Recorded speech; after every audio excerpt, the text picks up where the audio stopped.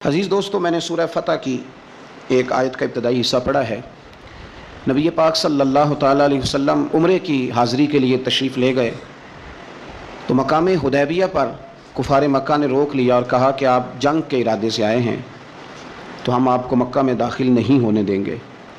اللہ کے پیارے رسول صلی اللہ تعالیٰ علیہ وسلم نے جناب عثمان غنی رضی اللہ تعالیٰ عنہ کو اپنا سفیر مقرر کر کے مکہ شریف میں بھیجا اور حضور نے فرمایا عثمان انہیں جا کے بتاؤ کہ ہم جنگ کرنے نہیں آئے، ہم تو اللہ کے گھر کا طواف کرنے آئے۔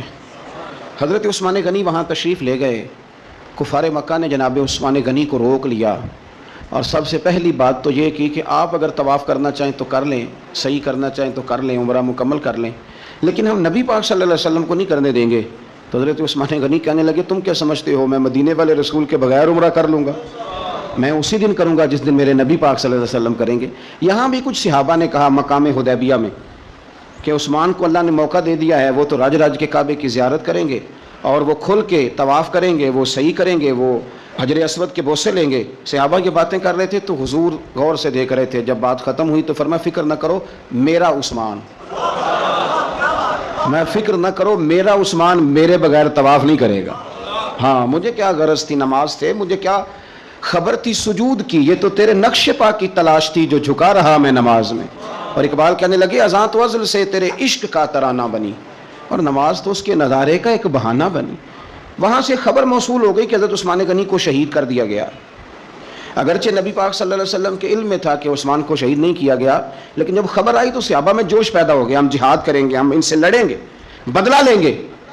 جو اچھا لیڈر ہوتا ہے وہ قوم کے جذبات ٹھنڈے نہیں کرتا بلکہ جذبات کو صحیح رستہ دکھاتا ہے۔ وہ جب صحابہ میں جوش پیدا ہوا نا کہ عثمان غنی کا بدلہ لینا ہے تو نبی پاک صلی اللہ علیہ وسلم نے ایک درخت کے نیچے سب کو بلایا، فرمایا میرے ہاتھ پہ بیعت کرو کہ تم جہاد کرو گے اور جہاد میں ثابت قدم رہو گے، میرے ہاتھ پہ بیعت کرو۔ اب سب لوگ آئے کہ ہم جہاد کریں گے، ثابت قدم رہیں گے، عثمان کا بدلہ بھی لیں گے۔ وہ بیعت تھی کہ کیا نرالا رنگ تھا، اور حضور کو پتا تھا وہ بھلا کس دلیل سے پتا تھا؟ جب سے اب صحابہ بیعت کر چکے نا، اب جو آدمی شہید ہو جائے اس کی تو بیعت نہیں نہ ہوتی، لیکن نبی کریم نے اپنا دست مبارک کھڑا کیا، فرمایا ابھی یہ میرا ہاتھ ہے اور یہ میرے عثمان کا ہاتھ ہے، اور یوں ہاتھ پہ ہاتھ رکھ کے فرمایا لو میں عثمان غنی کی بھی بیعت کرتا ہوں، عثمان غنی کی بھی بیعت کرتا ہوں۔ اب وہ صحابہ کے اندر جذبہ، وہ شوق، وہ حضرت عثمان کے لیے پیار، وہ جہاد کے لیے تڑپ اللہ تعالیٰ نے بیان کیا۔ کیا انداز ہے! فرمایا لقد رضی اللہ عن المؤمنین اذ یبایعونک تحت الشجرہ، محبوب بے شک اللہ ان مومنوں سے راضی ہو گیا ہے جو درخت کے نیچے بیٹھ کر آپ کی بیعت کر رہے تھے۔ اللہ ان اہل ایمان سے راضی ہے۔ میرے نبی پاک علیہ السلام نے فرمایا جن جن نے وہاں بیٹھ کر میرے ہاتھ پہ بیعت کی تھی، اس آیت کے بعد اللہ نے وعدہ کر لیا ان میں سے کوئی بھی دوزخ میں نہیں جائے گا، سارے جنتی ہو گئے۔ سن لو بات، اس کو اچھی طرح سمجھ لو، اچھی طرح۔ یہ قرآن مجید ہے، یہ خاص نقطہ ہے، اس کو اپنے دل میں جگہ دینا۔ انہوں نے جہاد کیا نہیں،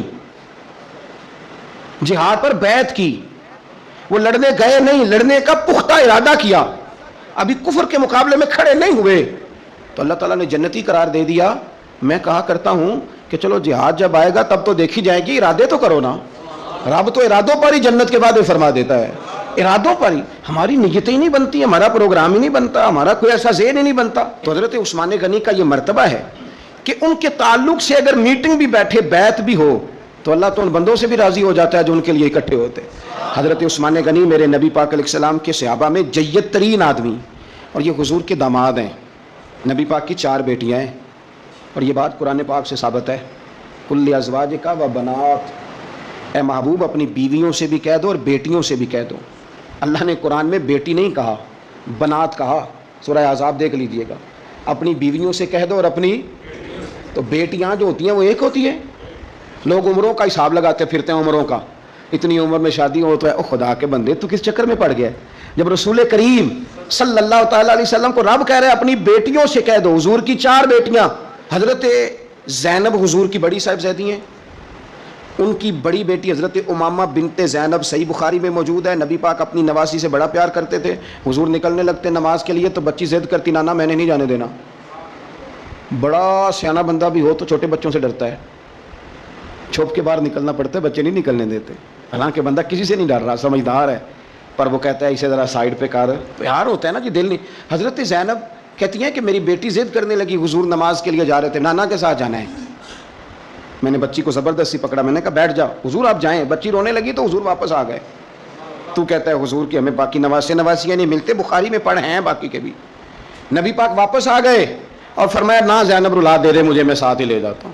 ابا جانا آپ نماز پڑھیں گے، بچی سنبھالیں گے؟ فرمایا دونوں کام ہی کر لوں گا۔ حضور لے آئے جناب امامہ کو، اللہ اکبر کہہ کے نیت باندھی تو یہاں نواسی کو اٹھایا ہوا ہے، گویا نماز بھی ہو رہی ہے اور نواسی کی دل جوئی بھی ہو رہی ہے۔ امامہ بنت زینب کو حضور نے اٹھایا ہوا ہے۔ اللہ کے رسول رکوع میں گئے تو بچی کو کھڑا کر، شہزادی حضور کی زلفوں سے کھیلتی رہی، سجدے میں گئے تو زلفوں سے کھیلتی رہی، حضور پھر اٹھے تو بچی کو پھر اٹھا لیا۔ تو میرے رسول پاک کی 4 بیٹیاں، میں نے قصداً آج کچھ ایسی روایات آپ کے سامنے رکھنی ہے جس میں صرف حضرت عثمان غنی کی شان نہ ہو، جناب رقیہ کا بھی ذکر ہو۔ حضور نے حضرت رقیہ رسول پاک صلی اللہ علیہ وسلم کی دوسری صاحبزادی، سب سے بڑی جناب زینب ہے، دوسری رقیہ ہے، ان کا نکاح حضرت عثمان غنی کے ساتھ فرمایا۔ اور حضرت عبداللہ بن حزم فرمایا کرتے تھے سارے صحابہ ہی سونے تھے، پر صحابہ میں جو سب سے سونے تھے وہ حضرت عثمان غنی تھے۔ اونچا لمبا قد تھا، گھنی داڑھی تھی، حسن تھا، جمال تھا، اور شرمیلے تھے حضرت عثمان غنی، حیا والے تھے۔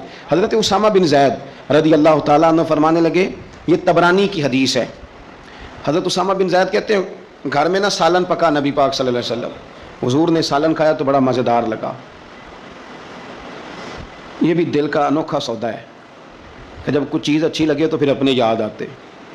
آپ یقین کریں پھر بندہ کہتا ہے تھوڑی پیک بھی کرا لوں بچوں کے لیے، اپنے یاد آتے ہیں۔ حضرت اسامہ بن زید کہتے ہیں سالن بڑا عمدہ تھا، گوشت پکا تھا، حضور نے تھوڑا سا برتن میں ڈالا، فرمایا جا میری بیٹی رقیہ کو دے آ۔ جناب اسامہ بن زید رضی اللہ تعالیٰ عنہ فرماتے ہیں کہ تو میں چھوٹا تھا، دوسرا بھی پردے کی آیتیں بھی نازل نہیں ہوئی تھیں، ایک دوسرے کے گھروں میں بلا روک ٹوک لوگ آیا جایا کرتے تھے۔ آپ فرماتے ہیں وہ سالن کا برتن لے کے جب میں پہنچا نا حضرت عثمان غنی کے گھر، دونوں میاں بیوی ایک چارپائی پہ بیٹھے تھے۔ فرماتے ہیں میں نے بھی دنیا دیکھی پر اتنا سونا جوڑا میں نے بھی کبھی نہیں دیکھا۔ آپ فرماتے ہیں کبھی میں سیدہ رقیہ کی جانب دیکھتا، کبھی حضرت عثمان غنی کو، اور مجھے بھول ہی گیا میں کس کام آیا ہوں، مجھے بھول گیا، میں محو ہو گیا۔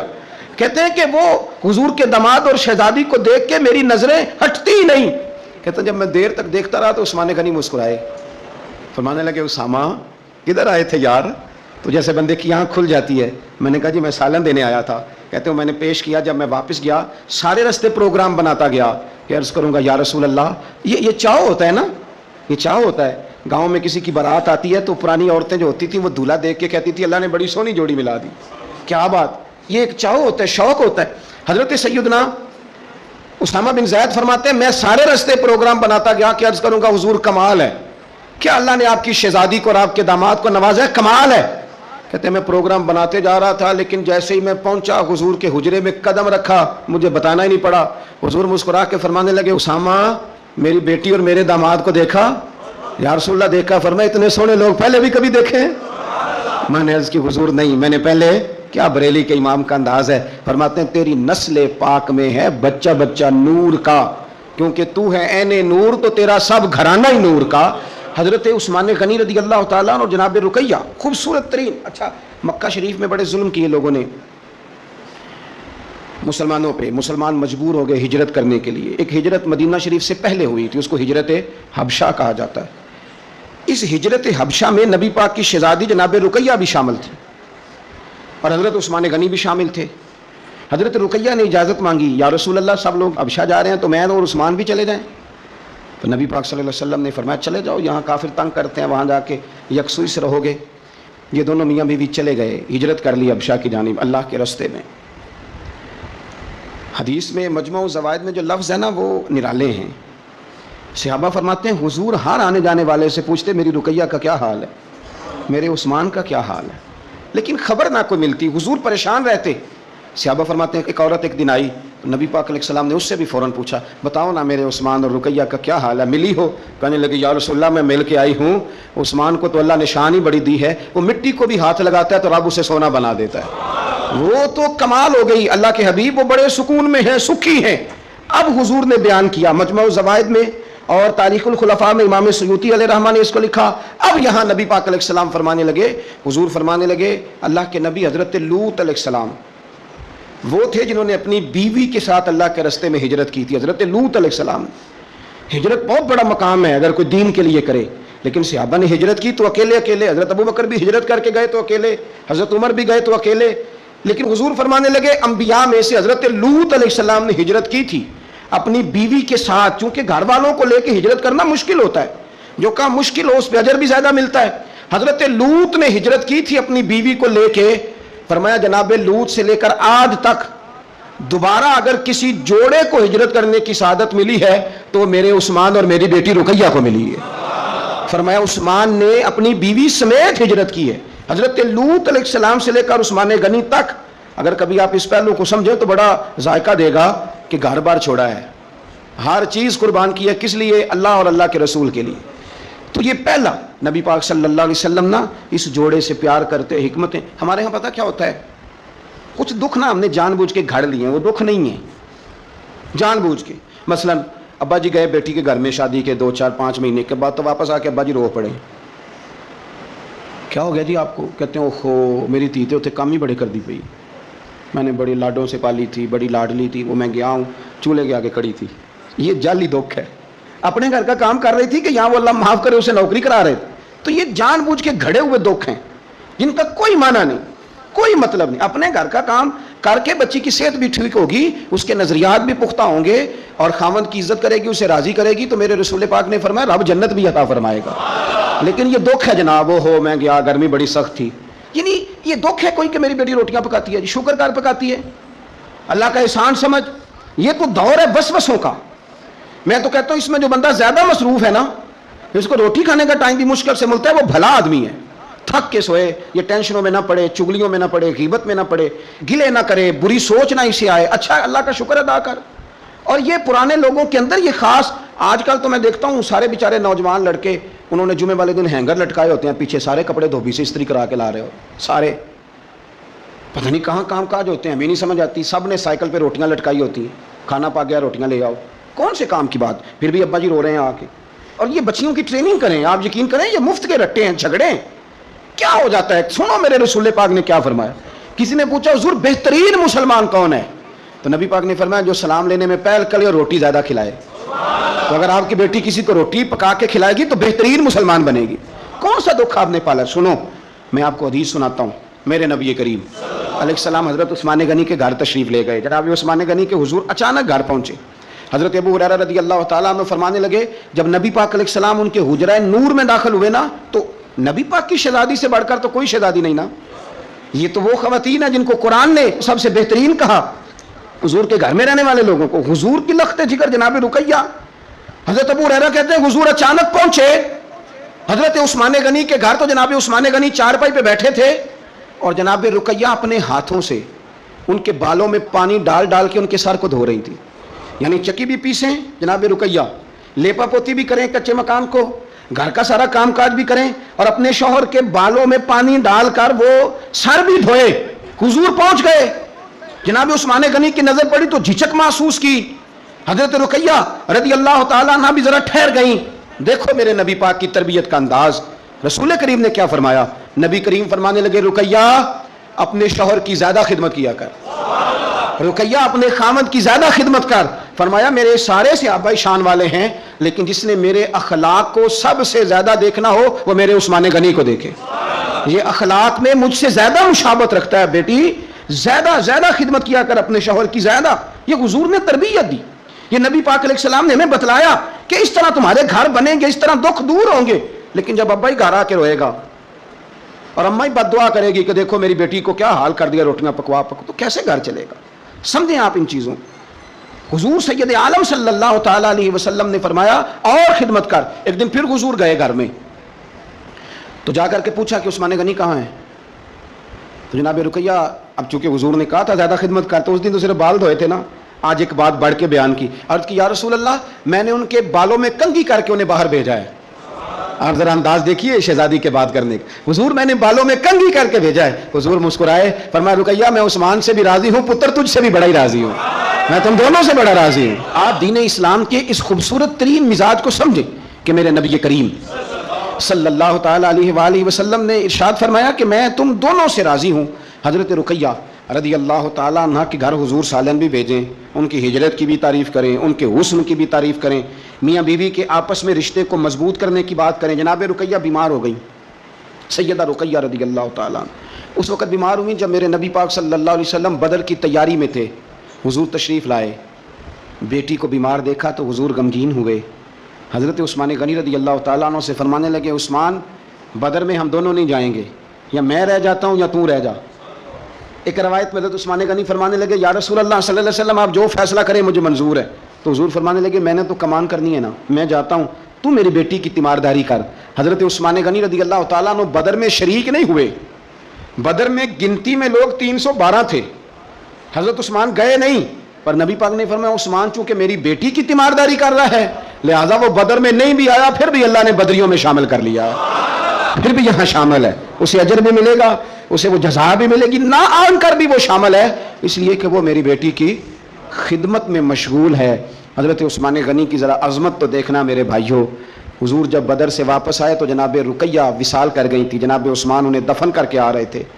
اب بات آگے چلی، حضرت عثمان بھی غمگین رہنے لگے کہ میرا حضور سے قریبی رشتہ تھا، اب کیا بنے گا؟ یہ دنیا میں واحد انسان ہے حضرت عثمان غنی کہ کسی ایک شخص کو کسی نبی کی 2 بیٹیوں سے نکاح کرنے کا موقع ملا۔ حضور نے اپنی چھوٹی شہزادی حضرت ام کلثوم رضی اللہ تعالی عنہ کا نکاح بھی ان کے ساتھ کر دیا۔ میرے سامنے مجمع الزواج پڑھی ہے، کچھ لوگوں نے پوچھا یا رسول اللہ آپ نے دوسری بیٹی کا بھی نکاح کر دیا؟ تو میرے رسول کریم نے فرمایا، نبی پاک فرمانے لگے میں نے خود سے نہیں کیا، میں نے اللہ کی وحی کے ساتھ، اللہ کے حکم کے ساتھ ام کلثوم کا نکاح عثمان غنی کے ساتھ کیا ہے، اور فرمایا یہ تو میری دوسری بیٹی ہے نا، میری 40 بھی ہوتی، ایک کے بعد دوسری وصال کرتی رہتی، میں ساری عثمان غنی کے نکاح میں دے دوں۔ 2 بیٹیوں کا نکاح حضور نے کیا۔ اب بولے بریلی کے امام اور فرمانے لگے، نور کی سرکار سے پایا دوشالہ نور کا، نور کی سرکار سے پایا دوشالہ نور کا، ہو مبارک تجھ کو ذوالنورین جوڑا نور کا۔ حضرت عثمان غنی سے نا حضور بڑا پیار کرتے تھے۔ آپ ناراض نہ ہونا، میں آپ کو ایک گزارش کرنے لگا ہوں، یہ میری بات یاد رکھنا، کوشش کرنا آپ کا مزاج کبھی کسی بندے کے لیے بوجھ نہ بنے، آپ کی طبیعت کبھی کسی پر بوجھ نہ بنے۔ کوشش کریں کہ رویہ اس طرح کا ہو کہ آپ کسی سے ملیں تو اسے سکون ملے، اسے توانائی ملے۔ بعض لوگ ایسے ہوتے ہیں کہ جن سے ملنے کو دل کرتا ہے، مثل تعویذ ہوتے ہیں کچھ لوگ، وہ جب بھی ملتے ہیں شفا ہوتی ہے۔ کچھ لوگ ایسے ہوتے ہیں کہ جن سے ملنے کو نا بندے کا دل کرتا ہے کہ کبھی یہ آ جائے نا 2 گھڑیاں، اور وہ جانے لگے تو بندہ اسے کہتا ہے اتنی بھی جلدی کیا ہے، ذرا ٹھہر جائیے، ہیں جی۔ تو کبھی بوجھ نہ بنے۔ بعض لوگ ایسے ہوتے ہیں جو دقت کرتے ہیں، بوجھ بنتے ہیں، اور بعض ایسے ہوتے ہیں جن سے ملنے کو دل کرتا ہے۔ کیا خوبصورت حدیث ہے، حدیث کی راوی سیدہ عائشہ صدیقہ ہیں۔ بڑی چیزیں میں نے پڑھی حضرت عثمان کے بارے میں، بڑی کتابیں دیکھی، لیکن یہ بات پڑھ کے نا تو کلیجہ بڑا ٹھنڈا ہو گیا۔ پیار بہت سارے لوگوں سے ہوتا ہے یار، یہ تو نہیں ہے نا کہ پیار نہیں۔ نبی پاک کا جو حضرت ابوبکر صدیق سے پیار ہے اس کا دنیا میں کوئی انکار کر سکتا ہے؟ حضرت عمر کو جو حضور چاہتے ہیں کوئی انکار کر سکتا ہے؟ اور مولا کائنات شیر خدا جن کو حضور نے فرمایا کہ جدھر علی ہوتا ہے حق بھی خود بخود ادھر ہو جاتا ہے، حق مڑ جاتا ہے جدھر علی مڑتا ہے، اتنا بڑا، اور فرمایا من کنت مولا فعلی مولا، جس کا میں مولا علی بھی اس کے، تو یہ کوئی حد ہی نہیں ہے۔ حضرت مولا علی سے حضور کے پیار کی کوئی حد ہی نہیں ہے۔ یہ دنیا میں واحد بندہ ہے، ساری دنیا حضور کو مناتی تھی، علی روٹھ جاتے تھے تو مصطفیٰ منانے جاتے تھے، یہ سب سے پیار ہی نرالا ہے۔ لیکن حضرت عائشہ صدیقہ کہتی ہیں ایک دن نا حضور گھر میں تھے، ذرا سننا بات، اور یار یہ بھی ایک رنگ ہے زندگی کا، اور مطلب آپ کیا سمجھتے ہیں کہ وہ جو لیڈر ہے اس کے سینے میں دل کوئی نہیں، وہ جو سیٹھ ہے اس کے سینے میں، آپ کا کیا خیال ہے کہ جو مفتی ہو گیا تو اس کے سینے میں دل نہیں رہا، جو پیر ہو گیا تو کیا اس کے سینے میں پتھر بن گیا، دل نہیں دھڑکتا؟ درد اگرچہ جہاں گزل ہے، کیا کروں، دل ہے، غم عشق اگر نہ ہوتا تو غم روزگار ہوتا۔ یہ ہوتا ہے، دل میں درد بھی ہوتا ہے، کسی کو ملنے کو بھی دل چاہتا ہے، انسان سفر بھی کرتا ہے، کبھی وہ کہتا ہے کہ اور کوئی نہ ہو، میں ہوں، میرا محبوب ہو، دل جو ہوا کیا کیا جائے۔ تو ایک دن حضور گھر میں بیٹھے بیٹھے نا، میں یہ تو نہیں کہتا کہ سرکار بور ہو رہے تھے، میں یہ جملہ تو نہیں بولتا، شایان شان نہیں سرکار کے، لیکن نبی کریم صلی اللہ علیہ وسلم بیٹھے بیٹھے نا چپ کر گئے، اور دیر کے بعد حضور نے فرمایا، عائشہ تھی سیدہ عائشہ صدیقہ، سیدہ حفصہ تھی، حضور نے فرمایا عائشہ کسی صحابی کو بلاؤ مجھ سے باتیں کریں، یعنی یہ پہلو نرالا ہے، کسی کو بلاؤ ذرا مجھ سے باتیں کرے۔ تو جناب عائشہ کہتی ہیں میں نے آؤ دیکھا نہ تاؤ دیکھا، بیٹیاں تو بات ہی باپ کی کرتی ہیں، اور نمبر دوسرا لگ جائے تو پھر بھائیوں کی، چلو تیسرے نمبر پہ میاں صاحب کی بھی باری آ ہی جاتی ہے، لیکن پہلے یہ 2 نمبر یہ ہوتا ہی ایسے۔ تو حضور نے فرمایا کسی کو بلاؤ ذرا مجھ سے باتیں کرے۔ تو حضرت عائشہ صدیقہ عرض کرنے لگی حضور بلاؤں اپنے ابا جان کو؟ جناب صدیق اکبر کو بلاؤں؟ حضور مسکرائے اور مسکرا کے فرمایا نہیں تو رہنے دے، پیار بڑا ہے اس میں کوئی شک والی نہیں، تو رہنے دے۔ تو حضرت حفصہ کہتی ہیں جب حضرت عائشہ پیچھے ہٹی تو میں نے فوراً آگے بڑھ کے نہ تو عرض کی حضور میں اپنے ابا جی جناب عمر کو بلاؤں؟ تو حضور پھر مسکرائے، فرمایا ٹھیک ہے عمر بھی، پر تو مہربانی کر رہنے دے، قربان جاؤں حضرت عثمان آپ کی شان پر، کیا نصیبہ ہے۔ کہتی ہیں پھر ہم نے عرض کی حضور آپ ہی بتا دیں کس کو بلائیں؟ تو کہتی ہے ہم نے حضور کے چہرے پر عجیب سی سنجیدگی دیکھی، حضور فرمانے لگے کوئی میرے عثمان کو بلاؤ، کوئی میرے عثمان کو بلاؤ، میں اس سے باتیں کرنا چاہتا ہوں۔ کہتی ہیں پیغام چلا گیا، عثمان آ گئے، پردہ گر گیا، بیبیاں اندر چلی گئیں، حضور نے پہلو میں بٹھا لیا، میرے نبی نے ماتھا بھی چوما، حضور نے پیار بھی کیا اور فرمایا عثمان اس دن ثابت قدم رہنا جس دن لوگ تمہیں شہید کریں گے، عثمان اس دن ثابت قدم رہنا جس دن فتنے اٹھیں گے، اس دن ثابت قدم رہنا جب لوگ تیری قمیض اتارنا چاہیں گے جو اللہ نے تجھے پہنائی ہوگی، فرمایا اس دن ثابت قدم رہنا۔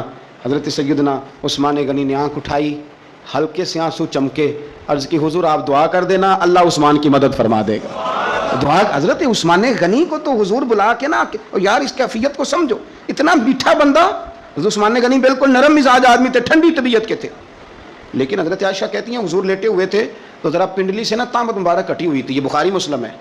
حضرت ابو بکر آئے حضور لیٹے رہے، بات چیت ہوتی رہی، جناب عمر آئے لیٹے رہے، بات ہوتی رہی، کسی نے کہا حضور عثمان آ گئے، حضور اٹھے، تامت سیدھی کی، اٹھ کے، حالانکہ بندہ نرم مزاج ہے سب سے، رسول کریم نے تامت مبارک کو سیدھا کیا، لوگ بیٹھے رہے، باتیں ہوئی، چلے گئے۔ سیدہ عائشہ صدیقہ کہتی میں نے کہا یا رسول اللہ میرے ابا جی بھی آئے، آپ لیٹے رہے، عمر بھی آئے، آپ عثمان کے آنے پر تو ہم نے بڑا اہتمام کیا۔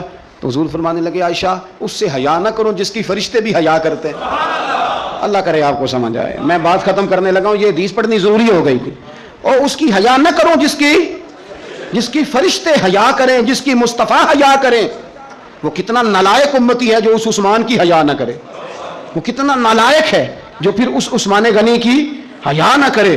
ہمیں ہر موقع پر سیدنا عثمان غنی کی حیا کرنی۔ حضرت عثمان غنی کی زندگی کے تین پہلو بڑے نمایاں ہیں، تین پہلو بڑے۔ ایک تو حضرت عثمان غنی رضی اللہ تعالیٰ عنہ بہت زیادہ سخاوت کرنے والے تھے، میں نے جو لفظ کہے سوچ سمجھ کے کہے، یعنی زیادہ نہیں، بہت زیادہ سخاوت، بہت زیادہ سخاوت۔ اور دوسرا بہت زیادہ شرم و حیا والے تھے، فرماتے تھے باتھ روم کے اندر بھی کپڑے اتار کے غسل نہیں کرتا، شرم و حیا والے تھے۔ اور تیسرا اللہ سے بہت زیادہ ڈرنے والے۔ یہ تین خوبیاں اس مسلمان کے اندر پیدا ہو جاتی ہیں، وہ ایک خوبصورت مسلمان بن جاتا ہے۔ اللہ ہمیں ان کے رستوں کا مسافر بنائے۔